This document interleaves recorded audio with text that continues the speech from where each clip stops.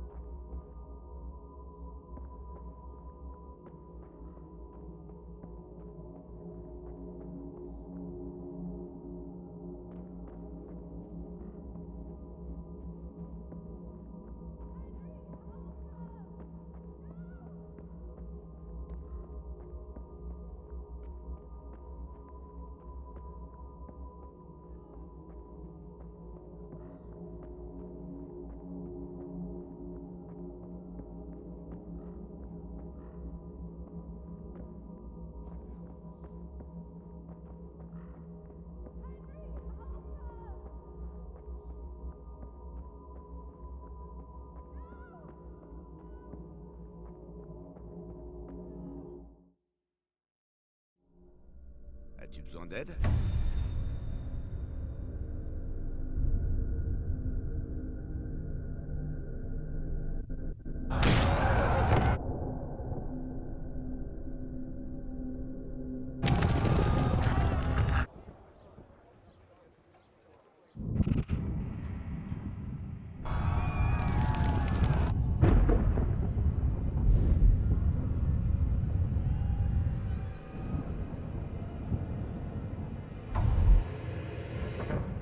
Henri! Allez, on a du travail.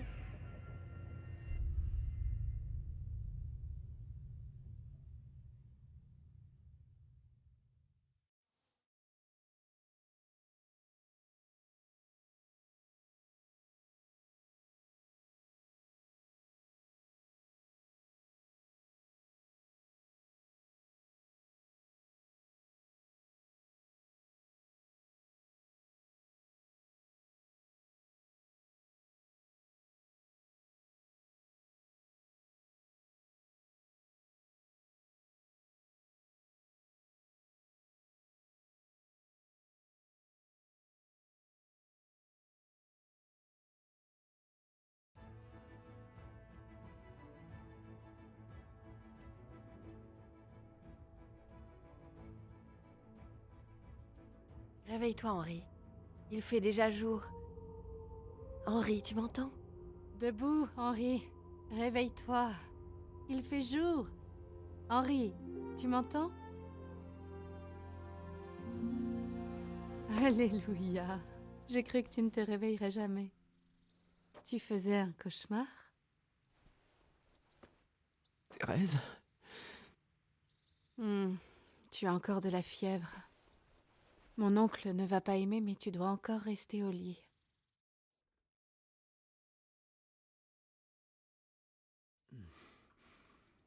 Où suis-je? À Scalis? On est au moulin de mon oncle à rater. Je ne savais pas où aller. Que s'est-il passé? Tu ne te souviens de rien? Ce n'est pas étonnant. Je t'ai retrouvé à Scalis après que ces voyous t'ont attaqué.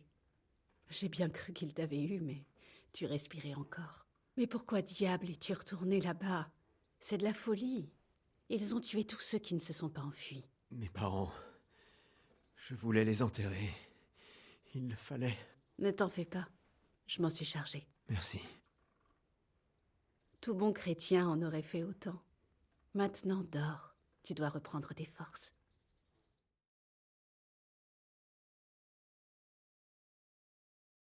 Tu es réveillé?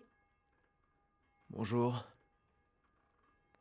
Il est presque minuit. Tu as dormi toute la journée. Oh. J'ai l'impression d'être passé sous un cheval.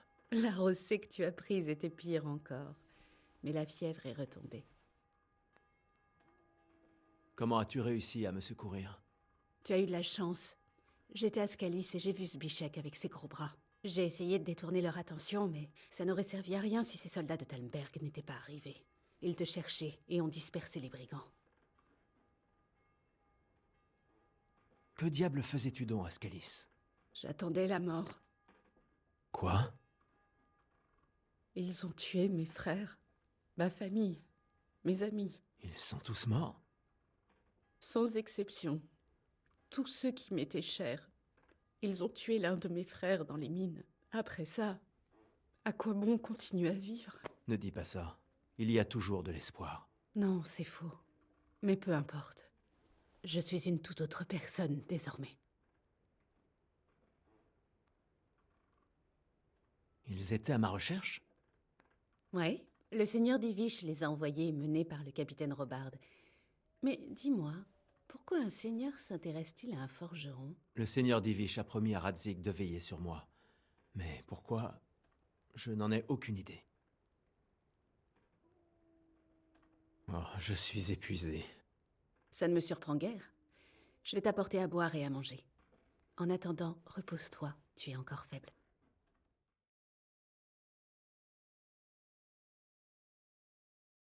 Bien le bonjour. Comment va l'infirme aujourd'hui? Je ne me suis pas senti aussi bien depuis le jour où on m'a fouetté et écartelé sur la place publique. Si tu as retrouvé ton sens de l'humour, c'est que ça va mieux. Mon oncle sera ravi de l'apprendre. J'ai eu grand mal à le persuader de te loger ici. Si tu étais resté à Lythé plus longtemps, il t'aurait vraiment jeté sur la place publique. Tu peux rester ici jusqu'à ce que tu trouves un endroit où aller. Mais mon oncle va vouloir que tu payes l'hébergement et les soins. Et nous sommes chez ton oncle? Au moulin de Raté. Mon oncle est le meunier Péchec. Il m'a accueilli et je l'ai convaincu de prendre soin de toi. Je suis resté allongé assez longtemps. Mon oncle sera ravi d'avoir une bouche en moins à nourrir. Mais tu es sûr que tu te sens bien? Assez pour ce que j'ai à faire. Où puis-je trouver le seigneur Radzig? Il a été invité au château inférieur de Pirkstein par le seigneur Anouche de l'Épa. Mais je doute que quelqu'un de ton rang puisse y entrer et exiger une audience. Je connais le seigneur Radzig, et je ne lui ai pas livré son épée comme convenu. Je dois le voir. Si tu insistes, mais tu devrais d'abord parler à mon oncle. Tu es resté alité plus de 15 jours, et c'est lui qui a payé l'apothicaire pour les soins et les remèdes. Tu lui dois une coquette somme d'argent. Ça fait 2 semaines que je suis ici? Mon Dieu. Mieux vaut passer 15 jours au lit qu'une éternité dans la tombe. Sans mon oncle, tu ne serais plus parmi nous. Je vous dois la vie à tous les deux. Et je rembourserai ma dette. Tu as ma parole. Très bien. Mais avant d'aller en ville, tu devrais manger un peu. Tu es encore faible. Il y a de la nourriture sur la table.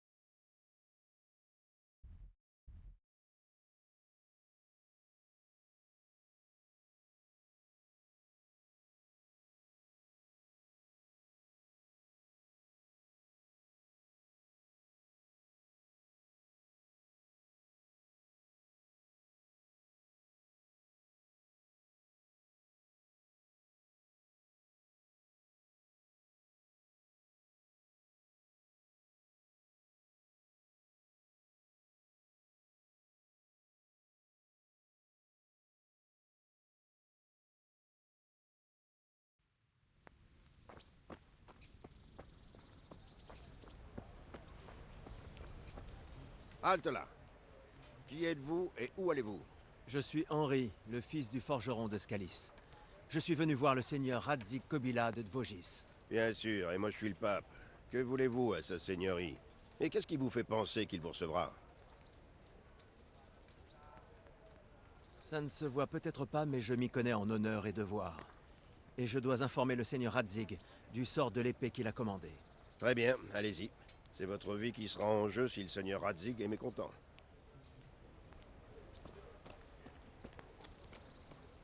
Pour l'amour du ciel, je suis une villageoise de Je suis de Scalis. Scalis, braves gens. Simplement Vous savez tout ce qui s'est passé. Venez en aide à votre prochain.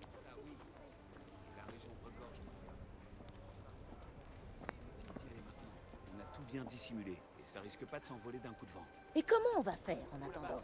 Vivre de boue et de cailloux?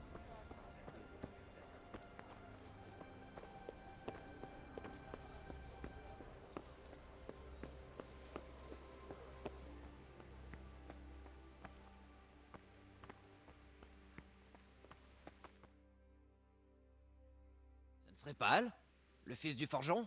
Mais oui, c'est bien lui. Qu'est-ce que tu fais ici, mon gars? On te croyait mort.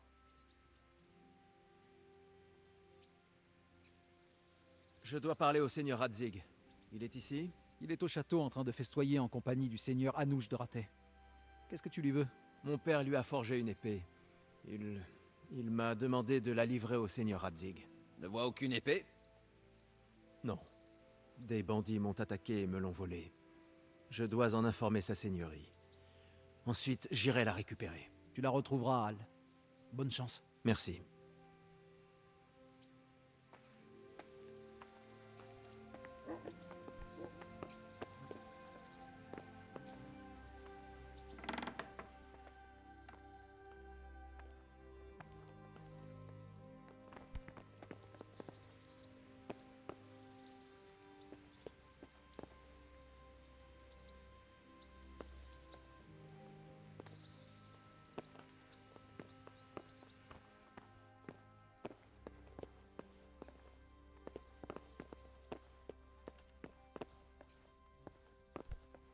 C'est quoi ce bordel?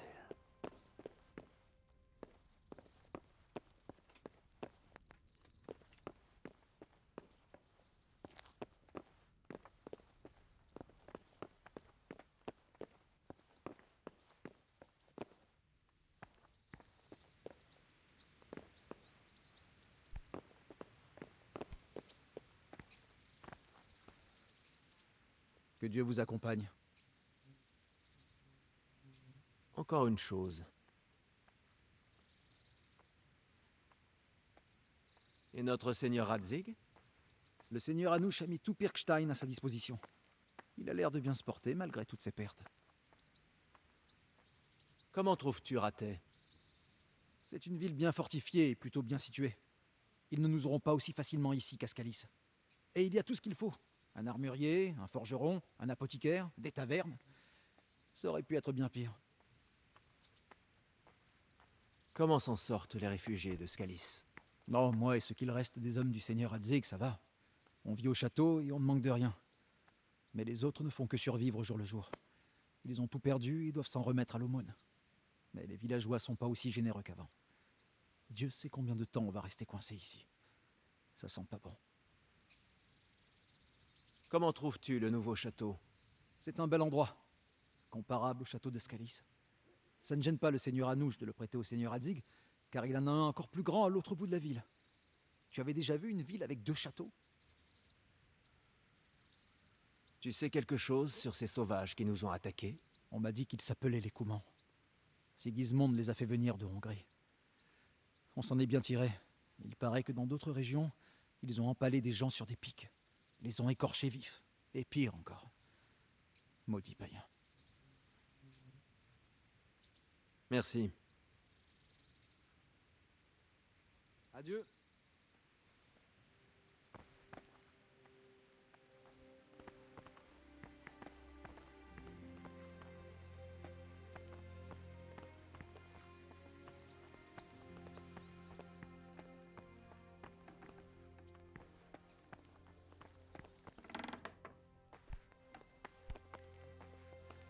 Sainte Marie, On dirait que vous venez de vous faire agresser. Quel genre de gouverneur est le seigneur Anouche? Il est strict, mais juste. Dieu merci. Il se mêle de ses affaires, pas comme le seigneur Radzig. Du coup, personne ne vient nous attaquer. Comment se passe la vie à Rathais? La vie est plaisante ici. Ce serait encore mieux si ces maudits réfugiés pouvaient disparaître.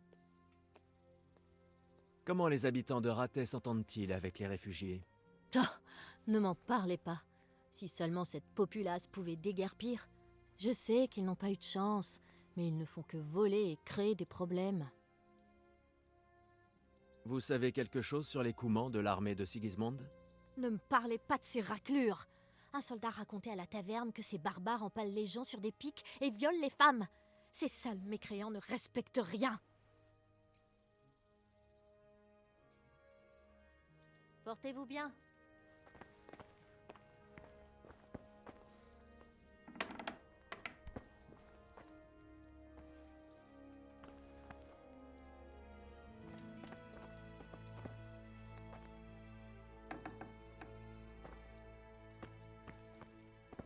Hé, qui va là?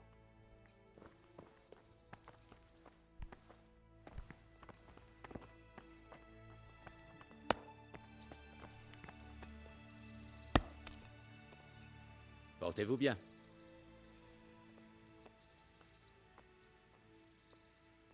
Quel genre de gouverneur est le seigneur Anouche? Le seigneur Anouche est un brave. Les choses vont changer le triste jour où ce Jean foutre de seigneur Capon prendra la relève. Comment se passe la vie à Rathais? Bien. Enfin, jusqu'à ce que ces réfugiés arrivent. Mais on est toujours mieux ici qu'ailleurs. Comment les habitants de Rathais s'entendent-ils avec les réfugiés?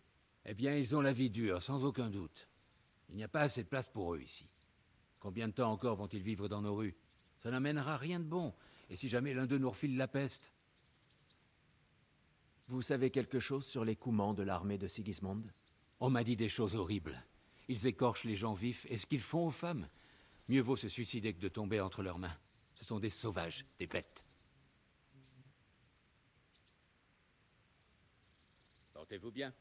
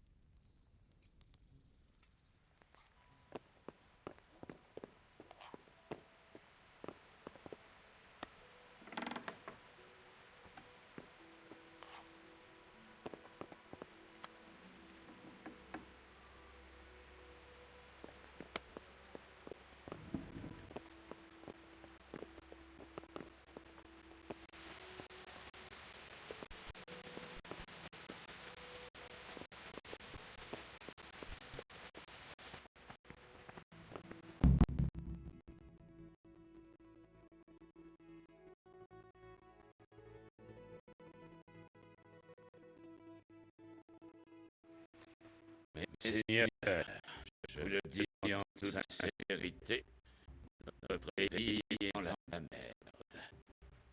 Dans la merde jusqu'au cou. Vous n'êtes pas d'accord? Je ne l'aurais pas dit avec autant d'éloquence, Anouche. Mais j'imagine qu'il m'était mon propre château, alors je ne peux qu'acquiescer. Certes. Mais Birkstein est à vous le temps qu'il faudra. Il y a assez de place pour vous et vos hommes ici à Rathais. Et je suis sûr que mon pupille ici présent ne voit pas d'objection à ce que je vous prête mon château. C'est un honneur. Birkstein est à votre disposition aussi longtemps que vous le souhaitez, monseigneur. Heureusement que vous avez un deuxième château à l'autre bout de la ville, hein.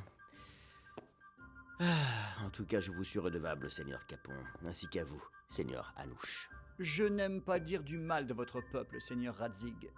Mais ce n'est pas l'amour fou entre les habitants et les réfugiés. On m'a rapporté des cas de criminalité. Ils devront s'en accommoder le temps que la situation soit résolue. Mais quand sera-t-elle résolue? Et quelle est la cause de cette foutue guerre à la fin? Je vais être franc, seigneur, je ne comprends pas. Vous n'êtes pas le seul, mon père. Je crois que l'intention de Sigismond était de persuader Venceslas d'accepter la couronne impériale et de lui laisser diriger la Bohême. Comment lui en vouloir? Radzig, je sais que Venceslas est votre ami, mais admettez-le, il s'est attiré tout seul les ennuis. Je ne peux pas nier que le roi a négligé les affaires de l'État pour les siennes. Il faut rétablir l'ordre sur les terres, mais je ne pense pas que les seigneurs qui se sont ralliés à Sigismond sachent à quoi ressemble l'ordre hongrois. L'ordre hongrois. Ce qui me tracasse, monseigneur, c'est qu'un bon chrétien puisse recourir à une telle brutalité. À sa décharge, je pense qu'il n'avait pas prévu que les seigneurs de ce pays allaient soutenir le roi. Mais à cause de lui, tout le monde s'entre-déchire, et il doit maintenant reprendre le contrôle. Mais pourquoi diable a-t-il besoin d'utiliser ces barbares? L'argent est mère de tous les vices, monseigneur. La guerre coûte cher, et celle-ci s'éternise depuis 1 an. Sigismond ne pouvait plus s'offrir de chevaliers. Alors il a recruté ses fils de chiens installés en Hongrie. Et moins ils payent, plus ils doivent compenser en pillage. C'est pour ça qu'il nous a attaqués.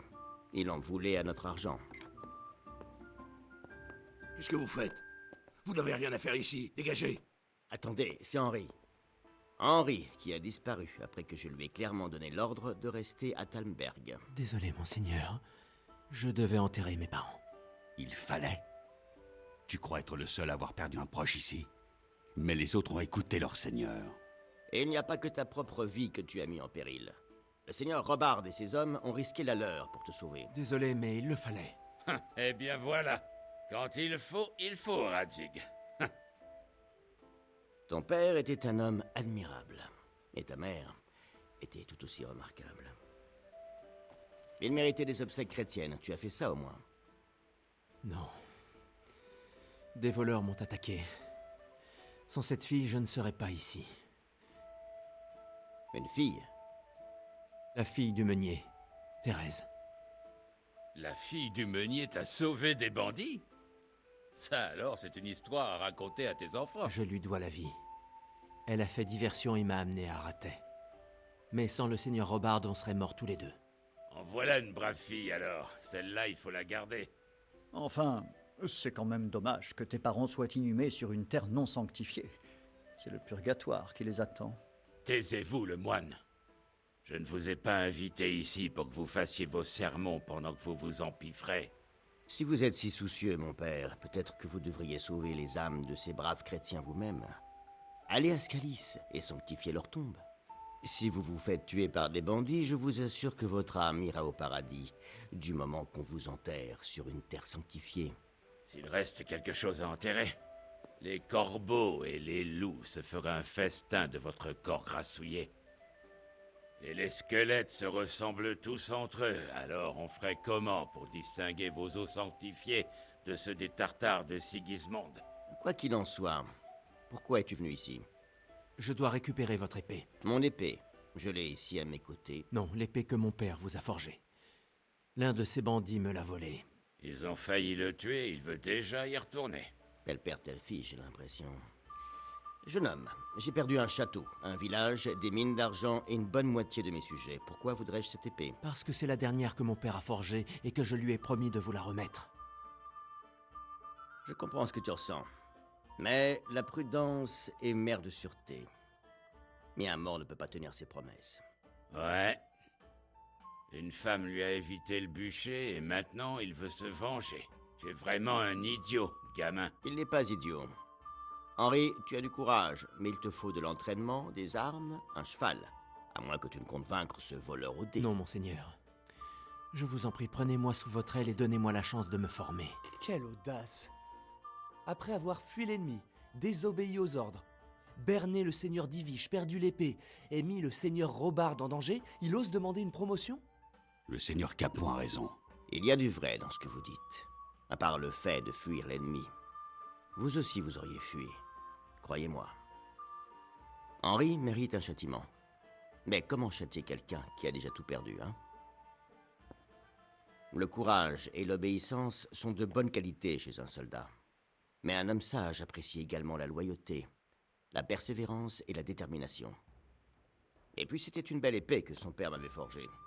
S'il pense pouvoir la récupérer, je ne l'en empêcherai pas. Monseigneur, c'est un paysan. Vous ne pouvez quand même pas en faire un écuyer. Pourquoi pas? Nous avons bien un port pour prêtre. Henri n'est pas un paysan, mon père, c'est un forgeron, et les derniers événements font que j'ai besoin de lui. Donc, tu voudrais être à mon service? Monseigneur, oui, vous ne le regretterez pas. Oh, il est probable que si. C'est pour ton père que je le fais. Ne me déçois pas. Eh bien, gamin, la chance a fini par te sourire aujourd'hui. Profites-en pleinement. Maintenant que j'y pense, Seigneur Anouche, ce garçon a besoin d'entraînement et d'expérience, et vous cherchez des hommes. C'est vrai. Le bailli se plaint toujours que votre peuple crée des problèmes au campement. Ça pourrait être utile d'avoir l'un d'eux parmi les gardes. Possible. En tout cas, ça sera une expérience intéressante. Mais soyons clairs, c'est vous qui le payez, hein? Capitaine Bernard, tâchez de l'entraîner, puis envoyez-le auprès du bailli. Oui, monsieur. Et surtout, ne le ménagez pas. Comptez sur moi, monsieur. N'oublie pas, Henri. Ne me déçois pas. Aucune chance, monseigneur.